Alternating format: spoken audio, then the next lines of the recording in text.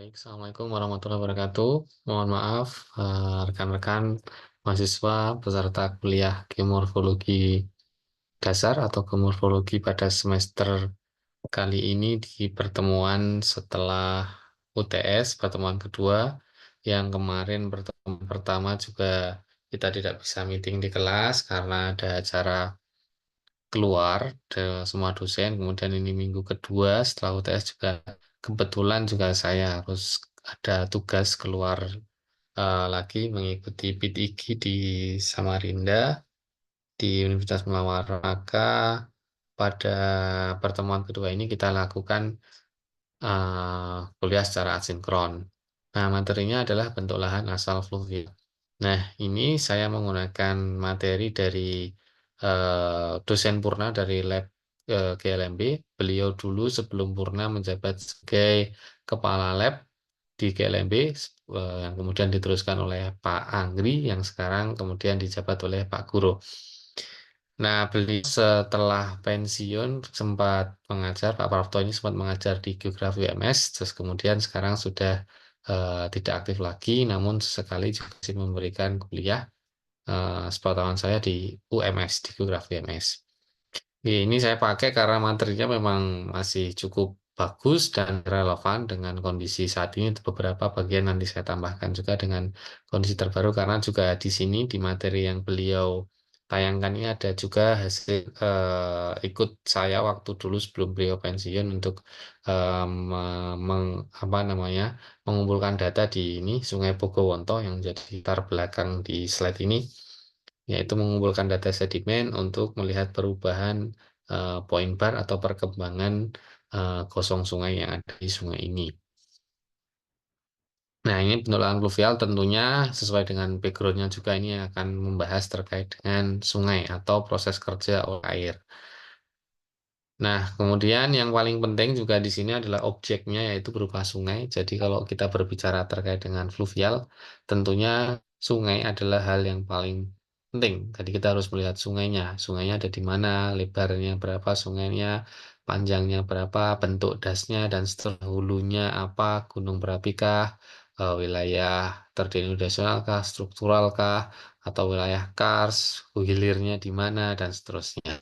Nah, ini yang kemudian penting untuk dipahami bahwa satu sungai, misalkan Sungai Progo begitu, akan memiliki wilayah hulu yang mereka beraneka macam, seperti mulai dari Sumbing, Sundoro, Merapi, Merbabu, hingga perbukitan Menoreh. Itu juga menjadi wilayah hulunya, sehingga macam materi yang akan ditransportasikan, macam-macam proses yang ada di sana, sehingga membentuk karakteristik bentang lahan fluvial yang ada di Das Progo.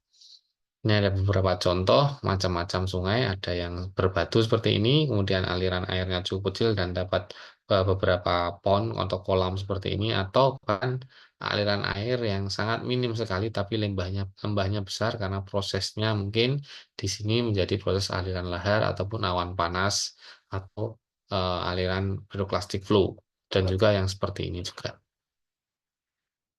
Nah, kemudian aktivitas sungai ini tentunya ada tiga yang paling utama, yaitu terkait dengan erosi, kemudian transportasi, dan sedimentasi.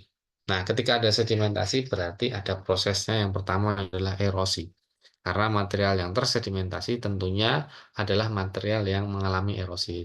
Sebenarnya tidak hanya erosi di sini, kalau lebih jauh lagi, seperti yang kemarin di Nasional yang sudah teman-teman pelajari semua, yaitu terkait dengan mass wasting, gerak massa batuan juga menjadi salah satu sumber material yang bisa tersedimentasi atau dipindahkan di tempat lain. Nah, khusus fluvial, maka hubungan erat antara erosi, transportasi, dan sedimentasi menjadi penting. Tentunya sungai tadi menjadi agen utama untuk mentransportasikan sedimen dan juga mengendapkan sedimen, dan juga bisa juga menggerus atau menjadi sumber erosi itu sendiri. Jadi memang aktivitas sungai ini banyak macamnya. Tapi umumnya kalau melihat dari polanya ini, eh, tiga urutan ini, sungai menjadi bagian transportasi nanti. Mulai dari debitnya, kemudian tinggi muka air sungainya, kemudian nanti juga apa namanya ini, pola alirannya dan seterusnya, itu nanti akan berkaitan semuanya. single activity. Jadi kalau ada erosi pasti nanti akan ada proses transportasinya dan proses sedimentasinya. Nah, kemudian erosi itu macam-macam ya. Nanti erosi mulai dari erosi lembar, kemudian erosi percik, erosi gali, kemudian sama erosi lembah dan erosi sungai.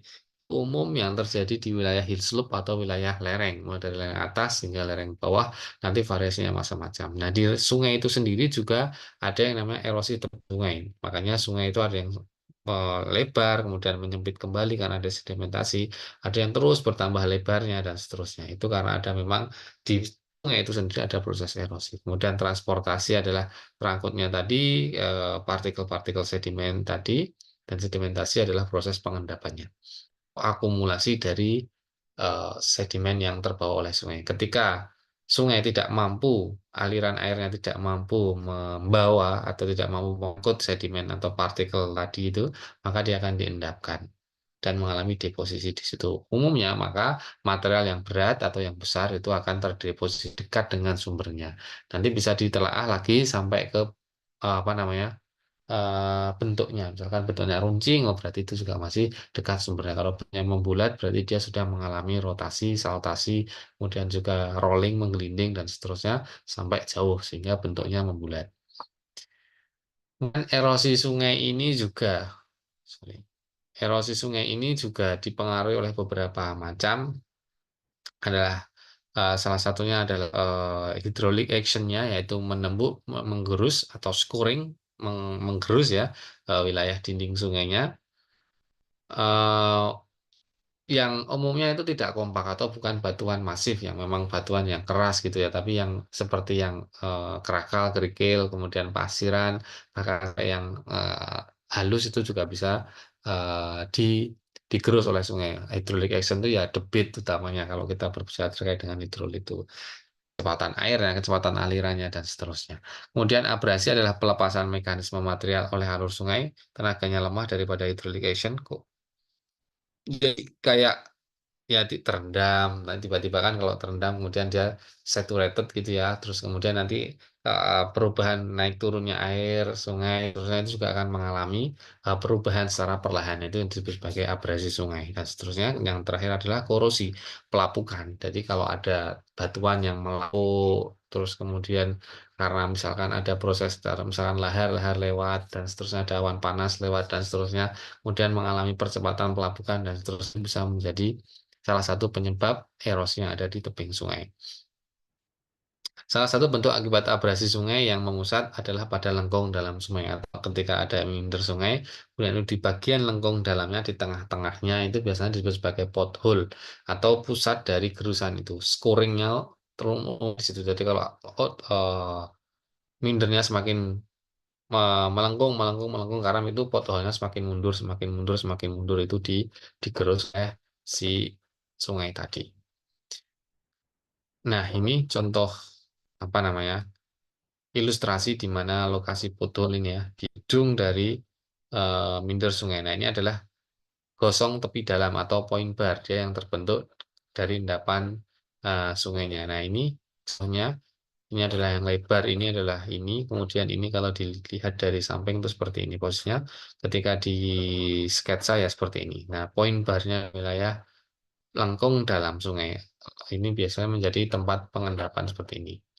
Nah, ini yang kemudian foto tadi di sini tidak tercapture oleh foto drone. Ini saya waktu itu yang ngedrone tahun 2000 berapa? 16 atau 15.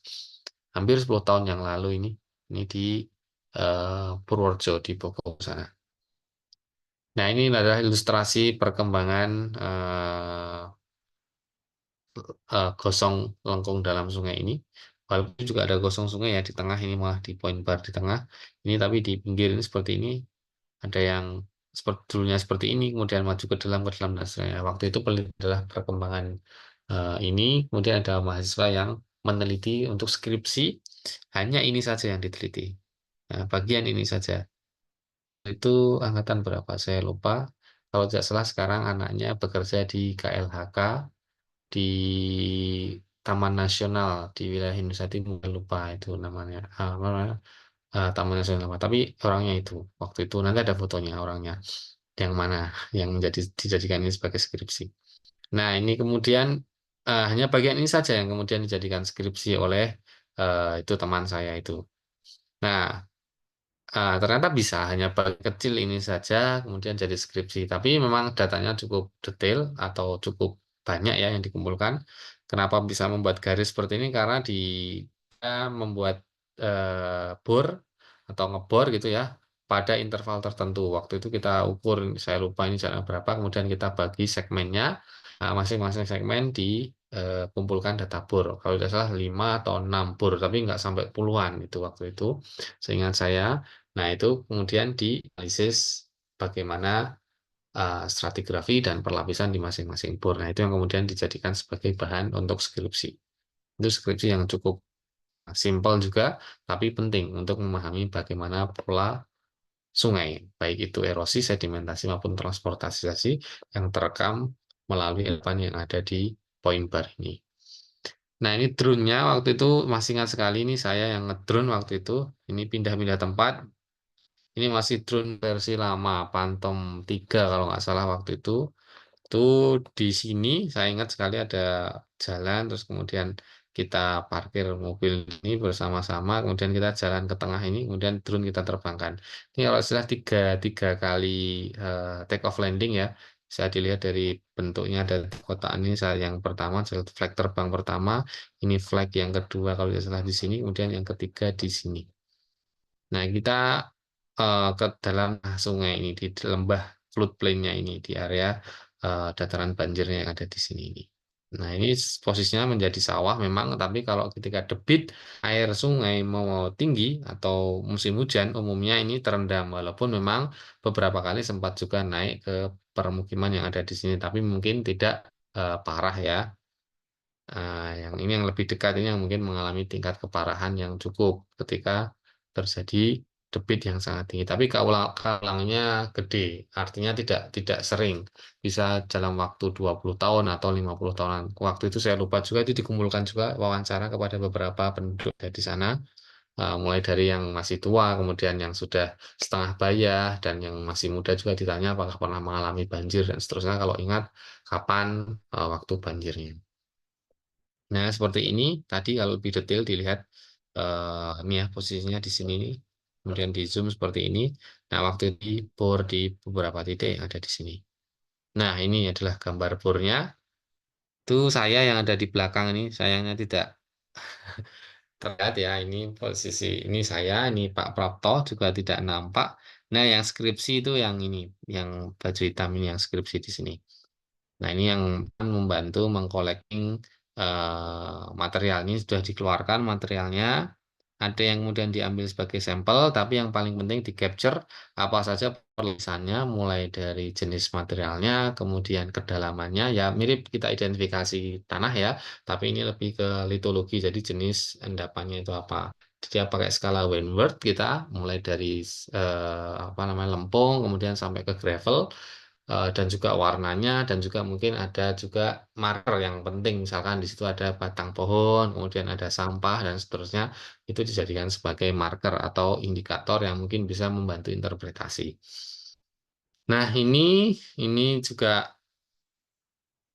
saya kenal juga, masih ingat orangnya juga bekerja di konsultan kalau tidak salah sekarang ya. Beliau yang ini saya lupa ini siapa ini perempuan ini. Saya lupa.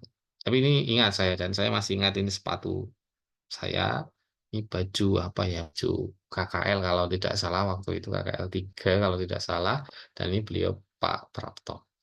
Nah, seperti ini kemudian bisa dilihat juga di sini. Nah, ada perbedaan yang signifikan antara lembah yang ada di sisi luar dan sisi dalam. Di sini terlihat datar dan landai miring seperti ini, sedangkan yang di sini sangat tajam sekali.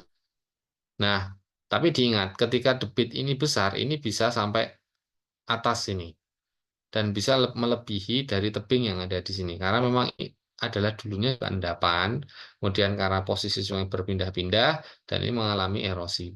Bisa terlihat ya, ini kelihatan longsorannya ke bawah. Nah, ini sebenarnya juga bisa digunakan sebagai dinamika fluvial. Dari misalkan contoh ini, seperti ini, drone seperti ini. Ya, di sini ya, drone seperti ini. Kemudian ini Capture secara series misalkan dalam waktu setengah tahun gitu, minimal ya selama musim penghujan ya, karena yang aktif menggerus kan ketika terjadi peningkatan debit. Nah, mungkin selama 6 kali, selama 6 bulan ya, mulai bulan kalau hujan tuh mungkin kita ya ini sekarang bulan Oktober misalkan atau ya awal musim September gitu misalkan September, Oktober, November, Desember, Januari, Februari 6 bulan rutin seminggu sebulan sekali ke sana drone dan seterusnya kita buat benchmark dulu sebagai acuan misalkan di sini dibuatkan benchmark. Nah, atau jangan di sini kalau benchmarknya hilang nanti juga rugi. Mungkin di sini ya untuk benchmark satu atau dua titik untuk benchmark, kemudian di capture perubahannya dalam waktu 6 kali eh, pengulangan tadi 6 kali capture drone tadi itu langsung bisa didelineasi dan itu juga bisa jadi skripsi tambah foto lapangan, analisis beberapa data sampel misalkan udah jadi skripsi yang cukup cepat bisa dikerjakan. Nah, kemudian maka ketika ada proses seperti itu tadi itu akan menjelaskan sistem fluvial itu sendiri, yaitu asalnya adalah air yang kemudian mentransportasikan beberapa material yang ada di dalam angkutan air tersebut, bisa diteliti granulometrinya, ukuran besar butirnya, jenis materialnya dan seterusnya, kemudian prosesnya yang dominan yang mana, erosi, transportasi dan sedimentasi, dan akan menghasilkan bentuk lahannya apa. Nah, tadi yang ada di salah satu foto tadi adalah tebing sungai, kemudian ada dataran banjir dan juga ada poin bar. Kemudian transportasi sungai itu terkait dengan ini jenis material yang dibawa oleh sungai atau aliran airnya. Ada tiga jenis yaitu dissolve, suspend, dan juga bed load. Nah, ini dari tiga macam namanya ini bisa diterjemahkan ya sesuai artinya. Dissolve artinya yang terlarut dalam sungai. Untuk memisahkannya kita butuh berbagai cara. Contohnya adalah melalui sentrifug misalkan atau di apa namanya diaduk gitu ya kemudian terpisah. Kemudian juga bisa dengan reaksi kimia tertentu untuk memisahkan kalau untuk penyaringan karena mungkin tidak bisa disaring karena dia sudah terlarut dan seterusnya. Nah, kalau suspended ini bisa kita kita saring karena memang itu dia suspend aja. Kalau kita misalkan pasir kemudian kita aduk ke dalam air itu kan pasirnya nggak larut ya, masih ada. Beda dengan gula. Walaupun gula itu bentuknya pas seperti butiran pasir, tapi kalau diaduk dia akan larut lah. Itu yang namanya dissolved load. Biasanya yang akan mempengaruhi warna air itu adalah dissolved load. Bisa dari plankton, bisa dari alga, bisa juga dari material yang ukurannya lempungan. Nah, bed load itu yang lebih besar lagi, biasanya bisa kerikil, kerakal, sampai batuan yang ukurannya lebih besar bongkah dan seterusnya itu bisa menjadi bed itu yang bergerak di bawah dia bisa menggelinding gitu bisa bergeser seperti ini. Nah, ataupun yang meloncat itu juga ada tapi kalau loncatnya udah agak tinggi gitu, nah ini biasanya yang saltasan tadi disebut sebagai suspended load. Kemudian di dalam ini ya ada muatan. Nah, untuk bisa ini umumnya untuk kajian kajian sedimen ya, orang sedimentologi dan seterusnya. Tapi di geografi juga sering juga itu kadang-kadang ada juga yang skripsi itu membandingkan bagaimana muatan suspensi sungai dibandingkan dengan debit sungai. Jadi nanti bisa kita prediksi. Kalau debit naik, kira-kira muatan suspensinya berapa? Nah, itu nanti kemudian bisa juga analogikan atau bisa juga ditarik nanti kira-kira sedimen yang akan terbentuk di sana yang keluar ke channel atau keluar ke sistem sungai ini berapa muatannya. Nah, ini penting untuk orang-orang PU ya yang berkaitan dengan PBWS yang mengatur aliran sungai itu pasti punya yang namanya rating curve sedimen dan juga rating curve atau apa namanya lengkung aliran air debit ya. Hubungannya debit dengan sedimen itu pasti punya karena itu terkait dengan misalkan waduk umur waduk misalkan jadi ada satu sungai yang masuk ke dalam waduk misalkan taruhlah yang dekat sini misalkan waduk Wonogiri gitu ya yang sudah memang terkenal akan sedimentasinya terus kemudian juga mengalami pendangkalan seterusnya. Nah, itu dari sungai-sungai yang masuk itu kita bisa prediksi dari debitnya kita punya rating curve-nya kemudian kita punya nilai suspensinya. Jadi jika ada kenaikan debit tertentu, kita ukur debitnya dan kita ukur sampel airnya dari kedalaman tertentu, misalkan dari bed load-nya, suspended load-nya, dan juga yang dissolve-nya kita sampel semuanya, kemudian kita tahu berapa eh, kandungan atau nilai muatan suspensinya. Nah, nanti untuk ketika debitnya turun, debitnya fluktuatif itu punya pasangannya, sehingga itu bisa kita jadikan sebagai acuan. Oh, nanti musim hujan ini prediksi debitnya adalah sekian meter kubik yang akan masuk ke dalam Waduk Wonogiri dalam sehari. Nah, kita punya nilai muatan suspensi, tinggal dikalikan aja. Oh, berarti nanti misalkan 1.000 gitu ya, 1.000 kubik per hari air. Kecil itu. Ini misalkan saja.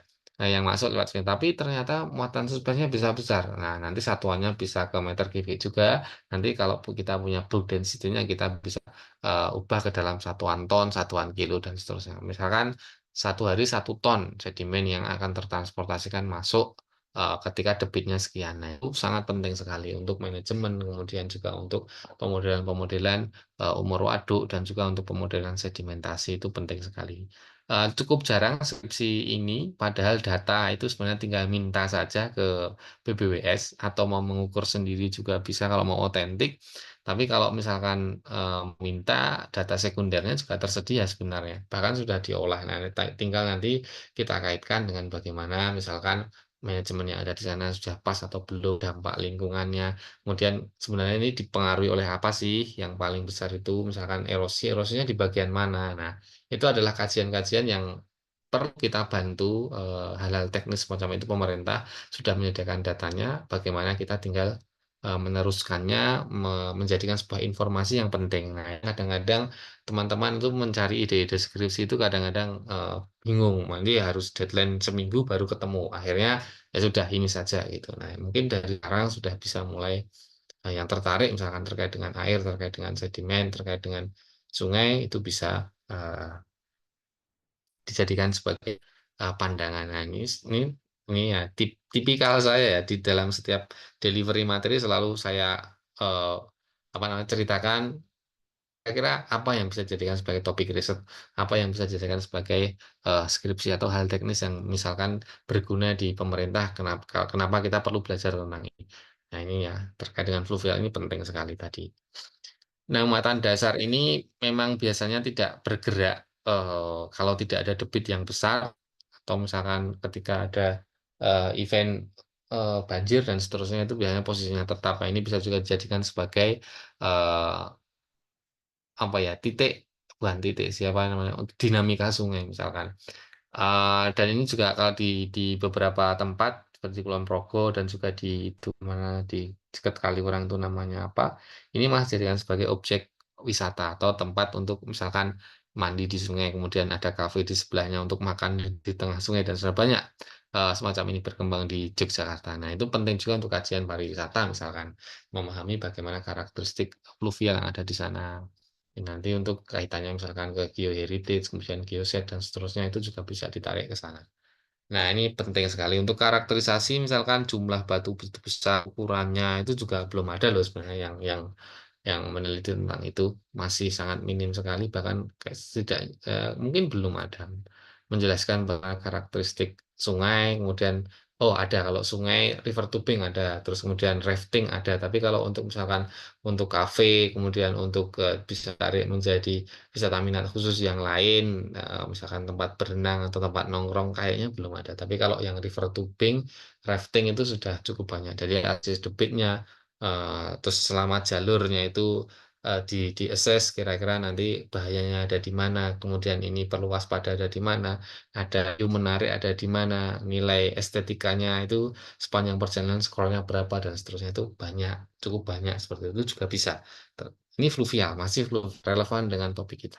Banyak, silakan cari ide-ide penelitian seperti itu. Mungkin bisa untuk PKM, AI, itu artikel ilmiah, atau mungkin lomba-lomba. Banyak sekali ya sekarang anak-anak itu mulai teman-teman itu mulai ide-idenya disalurkan melalui lomba, dan contohnya sudah banyak sekali di tempat kita, bisa cari tahu saja yang rajin banget ikut lomba dan memang potensi untuk menang. Dari ide-ide ini, pengalaman kuliah, problem-problem sekitar dikaitkan dengan materi yang sudah diberikan oleh dosen, ataupun dia menggali sendiri dari tempat lain dengan belajar otodidak dan seterusnya, itu sudah banyak contohnya.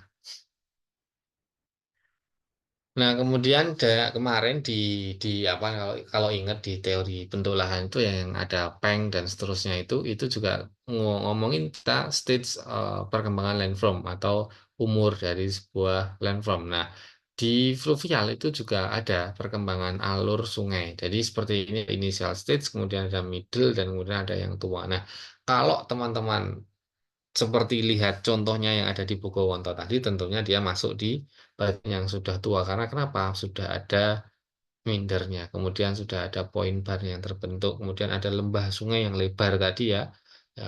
Dan juga ada spu memang di sana beberapa tempat ditemukan. Nah, itu adalah yang bentang lahan yang umum atau initial stage, biasanya lurus-lurus saja dan lembahnya juga masih kecil. Nah, yang kemudian Yong atau Yod itu yang sudah mulai melebar lembahnya, kemudian terbentuk tributari atau sungai-sungai kecil yang terbentuk mulai masuk menjadi satu sistem das yang cukup kompleks di situ. Kemudian ada endapan beberapa tempat sudah mulai terbentuk dan seterusnya. Ini adalah contoh umur kalau kita mau lihat seperti ini. Nah, fitur-fiturnya apa saja di sini? Nah, ini cukup penting untuk dihafalkan ya. Ini ya, di sini ada L, itu levee atau tanggul sungai. Jadi beberapa sungai itu memang memiliki tanggul. Ini tanggulnya terbentuk karena endapan ketika sungai banjir dia mengendapkan endapan di sini ya, di sebelah sini. Kemudian dia banjir lagi, diendapkan lagi di sini. Nah, ini lama-lama kelamaan tinggi tinggi tinggi. Tapi ketika sungai turun dia di bawah. Nah, ini kayak membentuk tebing seperti itu. Nah, ini adalah natural levee atau tanggul alam. Kemudian ada Oxbow Lake, itu ketika minder terputus, kemudian dia membentuk danau tapal kuda seperti ini, namanya Oxbow Lake. Kemudian ada Yazoo Stratum, ini yang ini apa namanya? Yazoo Stream ini yang lebih apa, eee, aliran sungai yang terbentuk di dalam sistem sungai itu sendiri. Biasanya ini hilang dan pergi. Jadi kayak, apa namanya, nanti kalau banjir ini tertutup bisa hilang. Tapi nanti kalau misalkan pas musim kemarau ini bisa muncul karena mungkin dari mata air yang ada di dekat nih. Kemudian nanti masuk ke sungai utama yang ada di sini. Kadang-kadang memang ini yang perennial atau sepanjang tahun ada, tapi juga yang ada yang intermittent atau yang muncul ketika musim hujan saja. Nah, dan kemudian ada aluvium, itu terkait dengan materialnya. Jadi semua material yang dia tipikalnya lepas-lepas, mulai dari gravel hingga lempung atau apa namanya, eh clay, seed clay, nah, dari gravel hingga clay, itu yang dia lepas-lepas, dia tidak terkompaksi, ya memang ada beberapa batuan sedimen ya, tapi ini tipe yang disebut sebagai aluvium itu dia lepas-lepas, jadi dia terkompaksi. Ada yang sortasi, bisa diukur sortasinya, artinya apa namanya, variasinya, variasi eh, besar butirnya, variasi kemas dari sedimennya itu bisa dilihat, dan itu ketika diambil pakai tangan, diambil pakai alat itu dia lepas-lepas, bisa dipecah ikatan antar partikelnya. Itu yang disebut sebagai aluvium. Nah, aluvial itu adalah prosesnya, fluvial dan seterusnya. Al itu dia ajek, jadi dia yang aktif gitu ya, tapi materialnya disebut sebagai aluvium. Kemudian di sini ada floodplain atau endapan, apa namanya, sorry, floodplain, dataran banjir. Dan ini memang di sini dibatasi oleh buff ini atau bisa disebut juga sebagai eh, teras, juga ada yang menyebut sebagai teras sungai di sini. Nah, ini seperti ini, memang seperti ini umumnya karena dulu sungainya bisa ada di sini, kemudian pindah di sini. Jadi ini ada nih contohnya ya, ini adalah bekasnya dulu di sini gambarnya, ini contohnya, ini contoh. Tapi memang seperti itu umumnya yang sudah tua itu. Ada lembah yang besar mulai misalkan di Progo Hilir, tadi Bogowonto juga, Bengawan Solo bahkan kalau bisa dilihat. Tapi mungkin fitur Bengawan Solo ini tidak nampak karena sudah dibangun kota di sana yang dekat dengan Purworejo, dekat dengan Sidoarjo dan seterusnya. Nah, kemudian ada back swamp atau rawa belakang. Nah, itu adalah bagian yang ada di wilayah yang agak jauh dari sungai utamanya ini. Ini di mana kok nggak ada ini es, gambar es ada nggak? Kalian melihat nggak? Nah, back swamp itu bisa di bagian biasanya di belakang leaf. Jadi kalau ada V, ada anggul sungai itu di belakangnya, itu biasanya terbentuk rawa. Nah, biasanya ada di bagian ini yang kayak kayak seperti rumput-rumput ini biasa disebut sebagai rawa belakang. Ini juga ada rawa belakang ya. Belakang. Nah, belakang apa? Belakang tanggul tadi. Nah, ini adalah salah satu fitur-fitur bentuk lahan fluvial. Kemudian ada kita ngomongin terkait dengan lembah. Jadi cara kerjanya fluvial itu sangat banyak, mulai dari sistem bentuk sungainya tadi dan sungainya itu sendiri ternyata dipelajari juga. Contohnya adalah lembah sungainya. Lembah sungai itu ya kalau dilihat di sini ya, ini sebenarnya dari sini ke sini itu bisa disebut sebagai lembah sungai. Ini ya dari poin B ke poin B ini bisa disebut sebagai lembah. Tapi untuk lembah sungai yang versi lebih detailnya sebenarnya yang ada di channel saja yang ada di sini, channel sungainya ini. Ada juga yang seperti itu, tergantung konteksnya nanti seperti apa. Lembah sungai yang memang dibatas oleh teras atau channel, biasanya disebut sebagai channel sih kalau kalau yang lebih detail seperti ini. Nah, ini kita bisa anu ya, channel ya, yang dimaksud di sini adalah channel sungainya, perkembangan channel atau lembah sungainya itu pelebaran, mengalami pendalaman dan mengalami pemanjangan, sorry. Nah, ini akan bisa kita kaji melalui aspek geomorfologi yaitu morfometri juga morfologi. Nah, yang pertama adalah pelebaran channel itu karena proses erosi tadi, gambarnya erosi lateral tadi ya yang mundur semakin didorong keluar gitu dan lateral itu umumnya sama di sepanjang alur itu kekuatannya sama sehingga dia mundurnya itu bersamaan gitu. Kemudian erosi lembar yang ada di sekitar sungai, erosi lembar tahu ya, seed erosion. Erosi yang paling pertama, kekuatannya yang paling kecil itu adalah erosi lembar. Kemudian pembentukan alur dan parit di dinding lembah ketika ada mulai ada ril, mulai ada galei di sekitar lembah sungainya tadi di sekitar channelnya mengalami pelebaran dan kemudian ada gerak massa, kemudian ada pelabuhan juga. Atau ini ketemunya dua sungai itu juga kadang-kadang bisa mengalami perubahan variasi. Tahu-tahu pindah di sini, tahu-tahu pindah di sebelah sana, tahu-tahu melebar, tahu-tahu menyempit. Nah, itu memang sangat dinamis sekali tergantung karakteristik sungai itu. Pendalaman lembah atau channelnya itu biasa juga karena hydraulic action, karena apa namanya pengaruh debit ya, arus, terus kemudian sedimen di bawah dan seterusnya, kemudian pembentukan pothole tadi, kemudian pelapukan dasar lembah, kemudian peremajaan lembah karena pengangkatan wilayah eh, atau penurunan muka air laut ini juga bisa misalkan ada sudden sudden apa namanya uplift gitu ya. Nah, itu sungainya nanti terus kemudian semakin dalam karena mengerosi dan atau kenaikan muka air laut yang memang ini umum terjadi juga di wilayah wilayah pesisir misalkan. Nah, kemudian juga ada pemanjangan lembahnya, kemudian erosi mundur atau backward erosion, kemudian berkembangnya minder semakin panjang ya. Dulu lurus, kemudian ada minder, berarti dia jaraknya semakin panjang atau apa namanya alur sungainya dipanjang atau tadi termini atau pengangkatan daratan tadi. Kemudian klasifikasinya channel atau lembah sungai secara umum umurnya muda itu dari bentuknya V kecil, kemudian yang dewasa itu adalah U U biasa, kemudian yang tua adalah U lebar ya. Tadi ya bisa dilihat ya di sketsa tadi. Kemudian genetiknya atau asal muasal terbentuknya adalah consequent, subsequent, kemudian obsequent dan resequent dan insequent. Ini nanti terkait dengan ini struktural yang ada di sana. Jadi nanti hubungannya dengan parent landformnya mau vulkanik mau struktural itu nanti akan eh, berpengaruh di sini dasar genetiknya nanti. Kemudian ini adalah contohnya ya di penjelasannya di masing-masing tadi itu A, B, C, D, E. Nah, ini biasanya jelas ya ini adalah salah satu contoh Koista, Koista itu juga bentukan proses struktural, kemudian juga ini ada denunsional juga di sini yang berkembang. Nah, bisa dilihat sungai konsekuen, jadi dia, sungai, ya benar, sungai konsekuen itu yang dia mengarah ke ini, lowland, ke arah sana. Padahal lowlandnya di sini.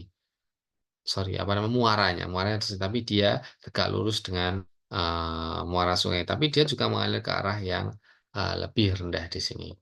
Tapi dia tidak langsung mengarah ke arah posisi keluarnya, hilir sungainya ada di mana. Nah, itu yang tegak lurus atau yang lurus, sorry, tegak lurus kan yang ini perpendikular.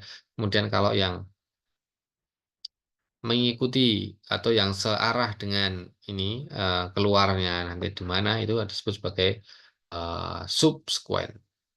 Oh, saya kebalik, sorry. Subsequent yang ini, kemudian yang consequent tadi, yang konsekuen, lurus memang. Kemudian ada resequent. Resequent ini dia posisinya seperti ini, sama sebenarnya kayak consequent, cuman dia bukan yang sungai utamanya.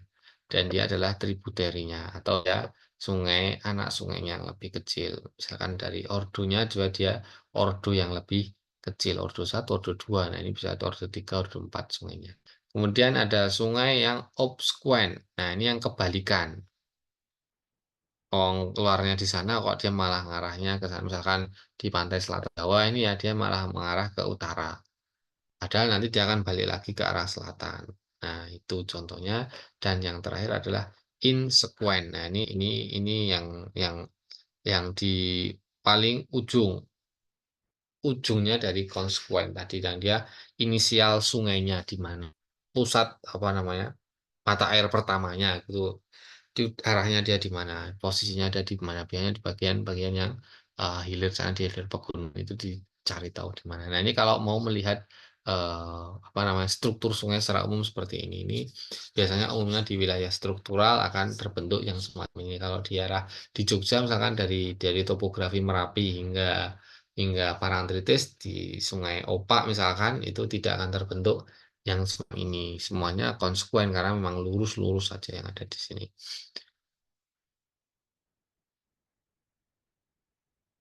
Kemudian berdasarkan strukturnya masih sama juga, ini struktur pengontrolnya ada tadi ya, lebih ke pola sesar, pola-pola struktural yang ada di sana. Kemudian contohnya seperti ini, misalkan di sini adalah consequent stream, kemudian dome, pengaruh dome terhadap bentukan sungai itu seperti apa.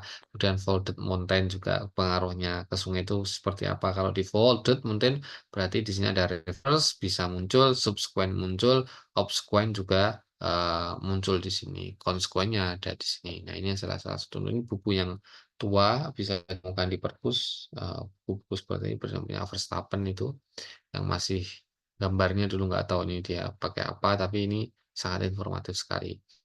Nah, yang kemudian yang selanjutnya adalah pemotongan pada struktur atau eh, apa namanya, bagaimana sungai itu kuat. Nah, dia bisa memotong lembah sungai, memotong tebing sungai, dia bisa nembus celah batuan yang keras dan seterusnya. Itu memang ada yang tipikalnya seperti itu. Memotong lipatan misalkan, memotong lembah basin.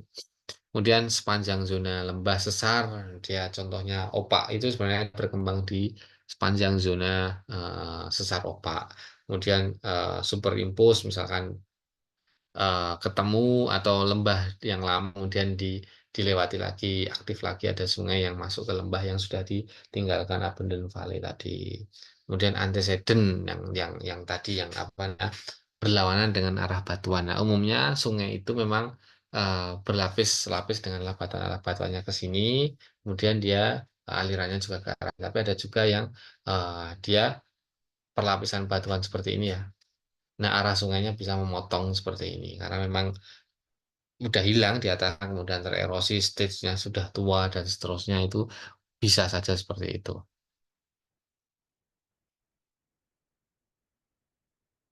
Nah, terus kemudian berkembangnya apa namanya, sungai tadi tidak hanya juga dipengaruhi oleh lembahnya, tapi juga nah, atau klasifikasi sungai juga bisa dilihat dari bagaimana alirannya. Braided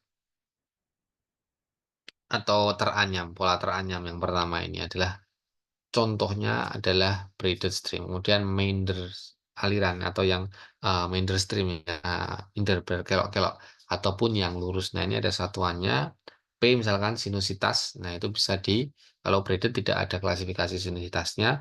Kalau yang minder itu umumnya memang diklasifikasikan. Nah, ini saya belum pernah meneliti juga, memang saya belum, tapi skripsi yang saya ketahui mungkin karena memang saya jarang buka juga ya, skripsi, tapi kadang-kadang saya search gitu, skripsi tentang ini, oh belum ada skripsi tentang ini, oh sudah lama sekali belum ada yang update yang terbaru terkait dengan isu ini juga, ada juga seperti itu. Tapi, kemarin saya ingat juga waktu saya disertasi, kemudian memang saya cukup intens juga berkaitan dengan proses fluvial ini, mulai dari bor data, kemudian, ngebor itu ya untuk mengumpulkan data bor di dekat sungai, mengumpulkan, eee, stratigrafi di tebing sungai dan seterusnya itu, dan akhirnya bisa merekonstruksi pola aliran sungai zaman dahulu. Jadi ceritanya itu ada letusan gunung, kemudian mengubur lembah sungai yang lama.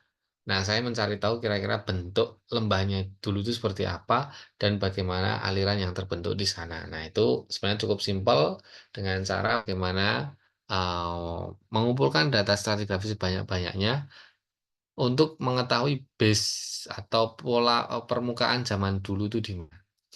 Nah, karena memang distinct ya, antara endapan fresh, ya nggak fresh-fresh juga, tapi masih ada markernya untungnya, yaitu, ada konten batu apung. Kalau yang tidak ada batu apung, berarti itu adalah endapan yang lama, lebih tua. Nah, itu ada constraint yang jelas gitu ya. Nah, itu kemudian mengumpulkan titik hampir sekitar 400 titik, mungkin ada 400, tapi akhirnya yang masuk ke model sekitar 390-an saja. Nah, itu kemudian saya modelkan, jebret begitu dengan interpolasi, kita tahu kedalamannya, kita tahu permukaan zaman dulu itu ada di mana, kemudian kita interpolasi dan jadilah dam masalah atau paleodam. Nah, dari paleodam itu kemudian direkonstruksi bagaimana pola alirannya. Nah, caranya salah satunya dengan flow accumulation untuk tahu di mana pola sungainya. Nah, memang, dari flow accumulation tersebut ada yang terkonfirmasi oleh data data geolistrik gitu ya. Tadi ada membentuk lembah dari capture-nya geolistrik tadi itu, oh atau konten material yang memang apa banyak airnya. Jadi yang low resistivity-nya itu sorry yang tinggi tidak tinggi-tinggi ya masih ya 300-an waktu itu standarnya itu yang itu batu apung. Nah, kalau yang lebih kecil berarti dia materialnya adalah berisi cukup banyak air. Nah, waktu itu memang ada yang terkonfirm, ada yang tidak karena memang ke model saja bisa divalidasikan secara faktual, secara spasial ya, faktual, memang faktual tapi tidak secara spasial karena yang bisa tervalidasi hanya beberapa channel saja.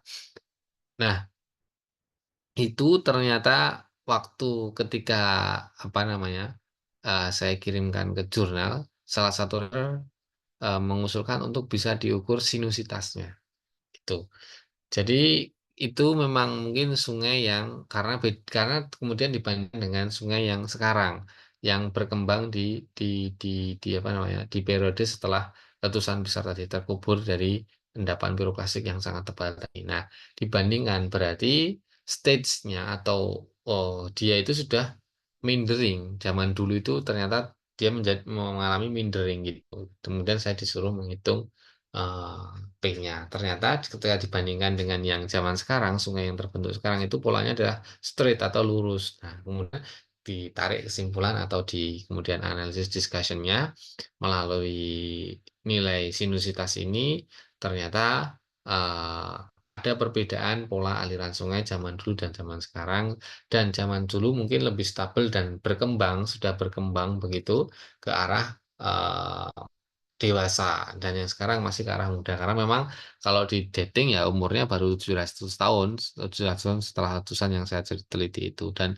sungai mungkin tidak langsung terbentuk pasca erupsi itu, mungkin bisa puluhan tahun atau bisa bahkan 50 tahun baru sungainya stabil bentuknya, kemudian juga lebarnya dan seterusnya sehingga belum mengalami mindering, belum mengalami proses yang lebih lanjut terkait dengan hydraulic action-nya tadi, mulai dari erosi, sedimentasi, dan transportasinya. Nah, itu cerita terkait dengan ini ya, sinusitas atau, skala kelengkungan sungai tadi. Ini juga dan mungkin bisa jadikan skripsi juga mungkin membandingkan sinusitas sungai beberapa sungai di Jawa Tengah, misalkan ada Sungai Sayu, kemudian yang di utara ada Pemali dan sungai apalagi itu, dan banyak ya yang mengarah ke utara itu sungainya itu di bagian tengah kan mengalami eh, mindering. Tapi kalau mau lihat minder yang sangat-sangat berkembang sekali yang ada di Sumatera, mulai dari sungai ya itu ya sungai hulunya sungai apa namanya Palembang, Sungai Musi itu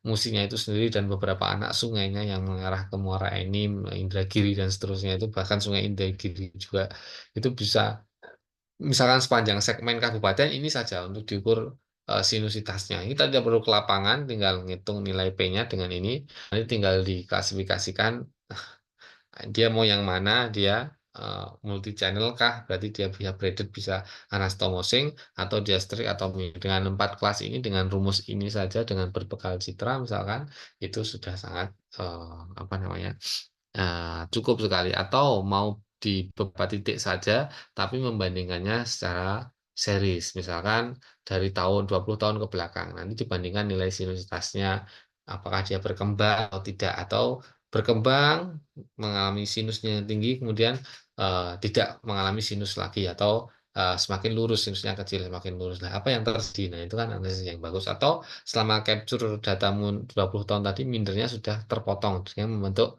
oxbolex yang baru, sehingga nilai sinusitasnya menjadi lagi karena lurus lagi. Nah, itu seperti itu kayaknya belum ada. Ini padahal bisa dikerjakan dengan cepat dan tanpa butuh ke lapangan sebenarnya. Nah, ini materinya cukup banyak ya. Nanti mungkin bisa saya share ini materinya, nanti bisa di-download untuk bisa kalau sudah masuk elok, sebenarnya sudah ada elok juga bisa belajar mandiri. Nanti selanjutnya materinya karena mungkin tidak terlalu lama yang akan saya sampaikan nanti, agar eh, bisa belajar secara mandiri, karena di akhir kuliah ini nanti juga akan saya sampaikan, nanti bisa dicek di sisi master ya, apa tugasnya itu, bagaimana pengumpulannya dan seterusnya. Intinya bahwa saya ingin setiap mahasiswa itu membuat satu pertanyaan, pertanyaannya yang interrogatif, yang memang kurius gitu ya, terkait dengan bentuk lahan fluvial ini. Silahkan ditanyakan ke saya. Dari tugasnya, kuis bukan tugas ya, kuisnya adalah membuat pertanyaan dengan tema bentuk lahan fluvial. Satu pertanyaan saja. Satu ini bisa bercabang juga boleh.